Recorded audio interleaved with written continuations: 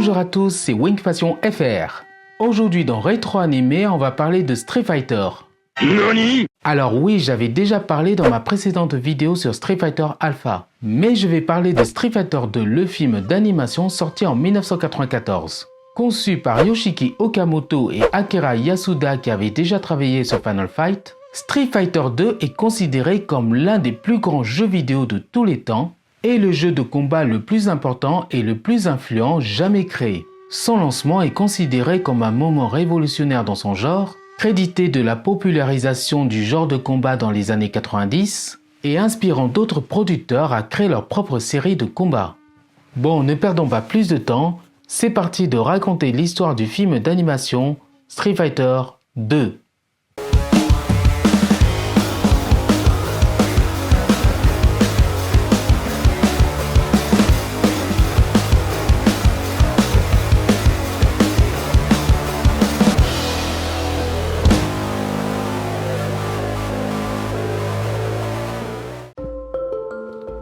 Street Fighter 2, le film, est une adaptation cinématographique animée de 1994 du jeu de combat Street Fighter 2 écrit par Kenichi Imai, réalisé par Gisaburo Sugi et animé par Groupe TAC. Le film, initialement sorti au Japon le 6 août 1994, est sorti en salle au Royaume-Uni, en France et en Espagne, et a été adapté en anglais en format doublé et sous-titré par Animase pour Manga Entertainment. Il a été distribué par Toei Company au Japon, tandis que 20th Century Fox l'a également distribué dans certains pays. Le film s'ouvre sur Ryu et le champion de Muay Thai Saga engagé dans une bataille acharnée jusqu'à ce que Ryu blesse gravement Saga à la poitrine en utilisant le Shoryuken. Plusieurs années plus tard, après l'assassinat d'un ministre de la Justice par Cammy White, un agent hypnotisé du MI6, l'agent d'Interpol Chun-Li suggère qu'il s'associe à l'armée américaine pour détruire l'énigmatique syndicat du crime, Shadow Law. Le capitaine Guile, qui cherche à se venger du chef de Shadow Law, Mr. Bison, pour la mort de son meilleur ami Charlie, refuse d'abord, mais finit par céder après que Chun-Li lui ait dit que Bison avait tué son père des années plus tôt et qu'elle cherchait également à se venger, mais savait que son devoir passait avant tout.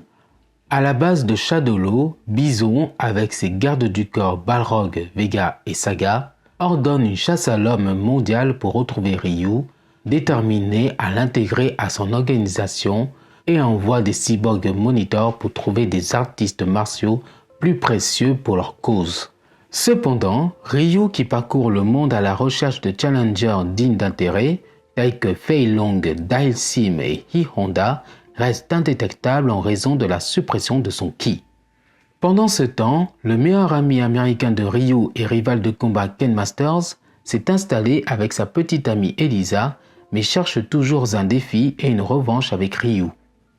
Lors d'un combat avec T-Hawk qui avait cherché Ken pour le défier, un cyborg de surveillance assiste à Ken et les images du combat sont envoyées à la base de Shadow Law. Après avoir vu les images et appris l'histoire de Ken avec Ryu, Bison décide de le traquer et de l'hypnotiser à la place.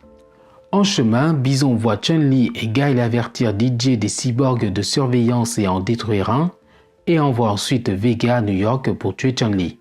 Le film a été officiellement annoncé par Capcom Japan lors d'un tournoi Street Fighter 2 Turbo organisé au Ryogoku Kokugikan le 19 août 1993. Capcom a produit le film avec un budget de 6 millions de dollars. Les séquences de combat du film ont été chorégraphiées par le fondateur de K1 Kazuyoshi Ishii et le combattant professionnel Andy Hug.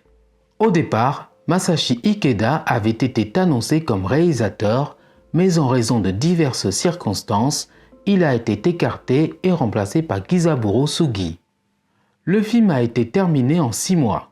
Sugi a réuni 3 fois plus de personnel que d'habitude, les a divisés en 3 groupes et a continué la production du film en réalisant 3 animés de 30 minutes en 6 mois et en les connectant pour faire un film de 90 minutes.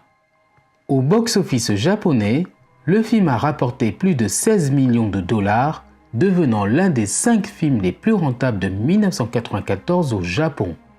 Il a généré un revenu de location de distributeur de 700 millions de yens au Japon. Ajusté à l'inflation, son chiffre d'affaires japonais équivaut à environ 33 millions de dollars. Aux États-Unis, la version vidéo domestique s'est vendue à près de 500 000 exemplaires des deux versions, Unrated et PG-13. L'une de ces versions s'est vendue à 200 000 exemplaires aux États-Unis.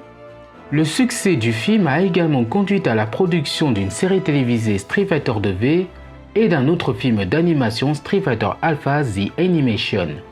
Bien qu'aucun des deux ne se déroule dans la même continuité que le film, les doublages anglais d'Anima Z ont mis en vedette une poignée d'acteurs reprenant leur rôle du film.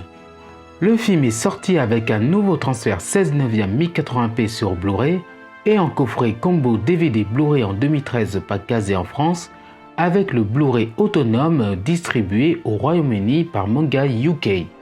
La sortie utilise des pistes audio stéréo de la piste japonaise originale, une piste française et un doublage anglais fortement censuré basé sur la coupe PG-13. Voilà, c'est tout ce que j'ai à vous dire sur le film d'animation Street Fighter 2. Merci d'avoir regardé Rétro Animé et n'hésitez pas à mettre un pouce en haut ou bien vous pouvez la partager. Comme dit Johnny en gagnant,